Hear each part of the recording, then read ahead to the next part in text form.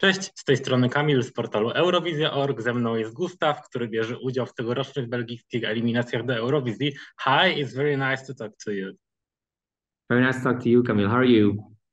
I'm doing fine. How are you? It's quite a few time left before the national final. So how do you feel? Are you already nervous?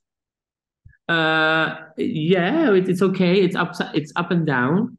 I'm not very used to doing competitions because I think this is my first competition I've ever done in my life. So it is something new, but also I feel like it's all right. Meaning, I feel strong in what I'm doing, and I feel good in what I want to portray in the final. So yeah, we'll see. Yeah, we still have first Christmas. First we do Christmas, New Year, and then we start to panic about Eurovision. Okay, so whose idea was that? Was it your idea to take part in? Did someone invite you? Can you tell the story how you actually got there? Sure. Well, I was part of the Belgian delegation twice. Once in 2018 for Sennek and once in 2021 for Hooverphonic. So, and I really enjoyed the experience, and I think it's a very special experience to do Eurovision when you actually see how involved everyone is, how people are so excited about the songs, or everyone can sing the songs before the big public has heard the song. It's very exciting. And there was like an open call from the VRT, the national broadcasting here in Belgium, for candidates, and I just enrolled and was very happy and surprised that I was part of the final seven. So yeah, that's where we are right now, the final seven for Belgium. Tell me more about experiences at the Eurovision Song Contest, because it's different when you are the backing singer and now you are competing yourself. So can you tell the difference between those two things and some maybe funny behind the scenes moments from 2018 and 21? Okay, yeah, I can actually because so 2018 we were in Lisboa in Lisbon, which was we of course we had to work, we had to do our rehearsal, do the broadcasting and everything. But when we had time off or a day off, we could visit a beautiful city and we could go outside and enjoy the weather that's beautiful in Lisboa.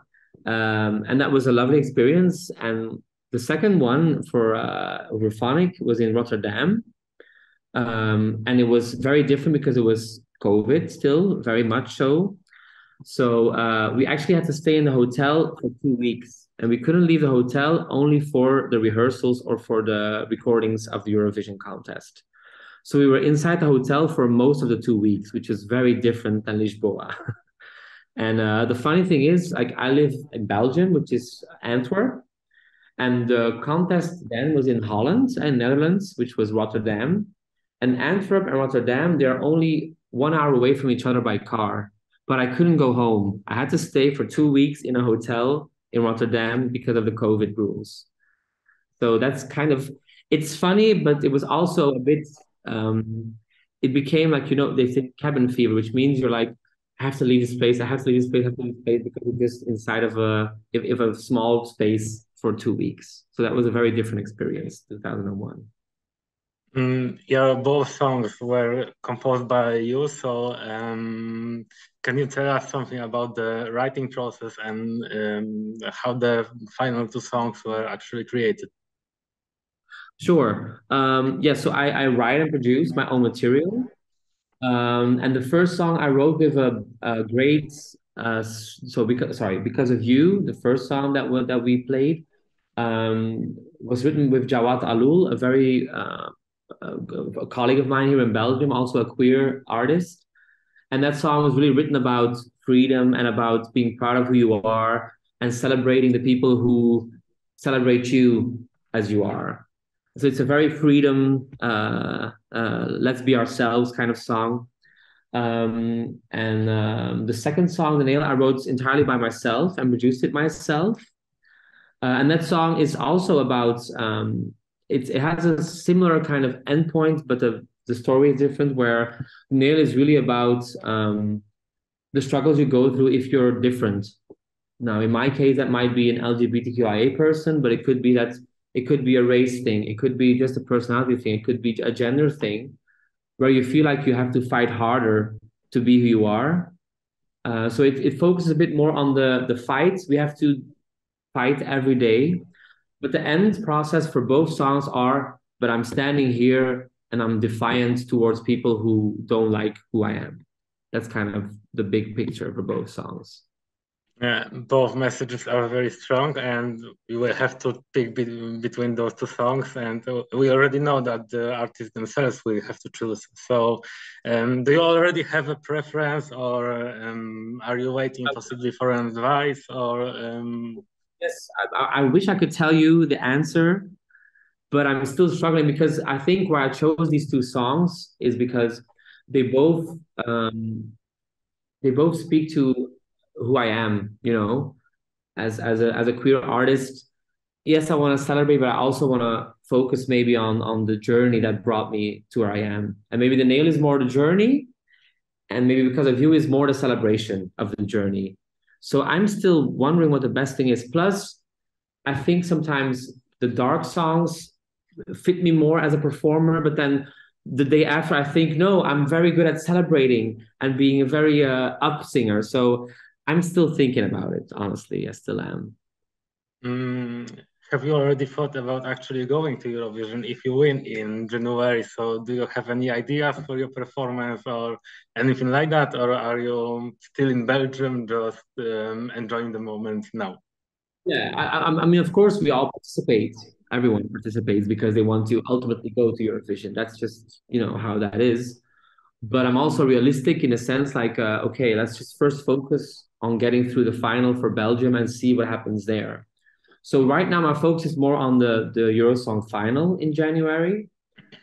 It would be incredible to go to the UK and to perform there, and especially I think with the message I want to portray, and I think it could be something very strong. I think for people to see, you know, because it'll probably give a lot of opinions and a lot of different ideas. But that's what kind of excites me to do something that could, you know, inspire and maybe challenge some people. Yeah, but that's I'm not thinking about it fully yet. I'm still like let's just first see what happens in Belgium. Um, it's been, I think, 6 years since the last Eurosong was held in Belgium, and then it was every year an internal selection. And it's something very interesting to see that the show is back. And how do you feel about the other songs, the other competitors? Do you feel the actual competition, or is everyone more like friendly and equally treated? Yeah, I think it's quite friendly because we come from very different worlds. Like you know, I come from a world I play mostly in clubs, in festivals. I DJ a lot. So I'm a nightlife person, and then some other artists are really like pop, commercial pop, mainstream artists, you know. But the funny thing is because we're so different, it works in some crazy way. Like we spent some time together, and it was never, of course, you know, it's a competition. We have to be honest. But it was never like you know, cutthroat. Like if you have a good sound, I'm gonna fucking kill you. It wasn't like this at all. It was really like supportive. And I also think maybe I speak for myself in the first place. I'm very different than everyone else, and I think everyone is very different than the rest of them. Everyone portrays a certain thing of music. Like you have the Starlings that do more acoustic pop songs. I do more like club music. There's Shirin does very pop stuff. Amira who does more American kind of singer-songwriter stuff. It's all very different. So I think that maybe that's why there's not a huge competition because in a way it'll be the choice of the viewer. I don't think anyone, you know, I think everyone represents a world with quality. So maybe for the last question, and do you have any favorite Eurovision songs from the whole 66 years of the competition? And do you have any favorite Belgian song from Eurovision? Yes, well, I have to say because I was thinking because I know that you were from Poland, so I think I still love from your country actually, Samą by Justyny from Oh, 1995. This is a song I was 14 when this song came on, And I think she opened the song contest. Is that right? Yes, yes, she opened the show. Yes. Mesmerized by her voice, and she wore this beautiful, transparent little number, and she was so elegant, and she sang this really bizarre but beautiful melody.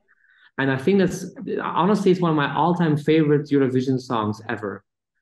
I think she did something, and I love it. This is still I miss this. These are still the days with the orchestral music, and you had to make an arrangement for the strings and for the horns. And I remember it was so beautiful. She was mesmerizing. Is she's still, and I think she's still working a lot Yes, in Poland. she's really big in Poland still. Yes, Yeah, she had good her for her. anniversary this year, so she's a really big name. Despite the poor result that year, so this absolutely didn't matter for her. I didn't understand because she was incredible. So, and I understand she's still a huge star because she was a star to me. I saw her and I was 14 and I still remember her now. So yeah. And for Belgium, you know, obviously I have to say, because the only winner we had was Sandra Kimmich, J'aime la vie. But if you're Belgian like me, everyone who, even if you're born today, you will know the song and you will be able to sing that song because it's our big Eurovision proud moment. And I also love from a couple of years ago, Loïc Notet. Remember him? Yes, of course. Yeah, I love the song. I love his voice, and I also love the act. It was also a very simple act with the right chosen choreography and the right chosen camera angles. And I think he nailed. I think he really nailed his performance. I love his performance. Yeah. Actually, a backing singer from Louis' performance that year went on to represent the UK in Lisbon. Oh, no. Sorry. So Crazy. let the history repeat itself. Maybe you are, as a former backing singer, will actually go to Eurovision. Oh, that's very sweet. Let's hope. That's very sweet of you. I hope so with you. That's very nice. So thank you very much for the interview. I really enjoyed it, and best of luck in Belgium. Whatever happens, let your message carry on, and best of luck. Thank you so much. Thank you so much. Thank you. Bye. Bye.